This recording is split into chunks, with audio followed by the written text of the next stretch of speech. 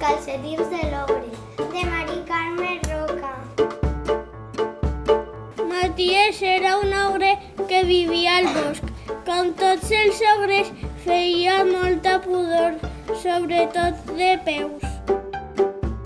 Maties col·leccionava calcetins, en tenia de totes les classes i de tots els colors, per a cada cosa i cada ocasió. De carabassa per saltar a la bassa, de marrons per menjar macarrons. Calcetins per ballar, per passejar, per dormir i per presumir. Maties estava preocupat, perdia els calcetins i no sabia per què. Els seus amics li aconsellaren consultar amb la rata sàvia. Qui furtarà els calcetins a l'ogre? La rateta sàvia, La rabosa astuta? la senyora aranya.